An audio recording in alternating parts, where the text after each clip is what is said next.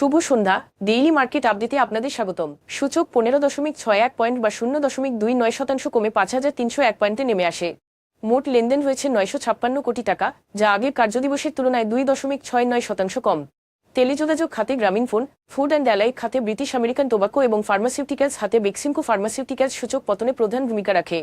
খাতভিত্তিক পারফরমেন্সে insurance খাত 1.66% বৃদ্ধি নিয়ে শীর্ষে ছিল এবং ব্যাংকিং খাত 0.05% বৃদ্ধি নিয়ে দ্বিতীয় স্থানে ছিল।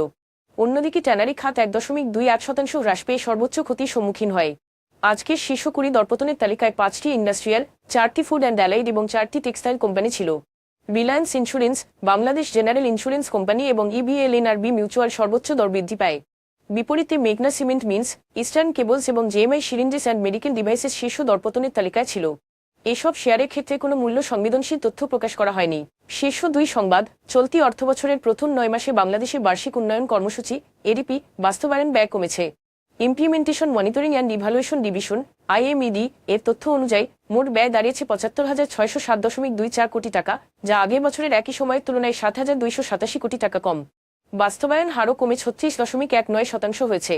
প্রশাসনিক পরিবর্তন, প্রকল্প সংশোধন এবং নীতিগত পরিবর্তনের পর ধীরগতির টেন্ডার প্রক্রিয়া এই বিলম্বের প্রধান কারণ হিসেবে উল্লেখ করা হয়েছে।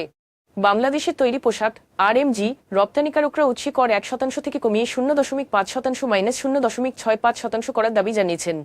তাদের মতে, উৎপাদন ব্যয় বৃদ্ধি ও বৈশ্বিক চাহিদার অনিশ্চয়তার মধ্যে বর্তমান করহার ব্যবসার ওপর চাপ সৃষ্টি করছে।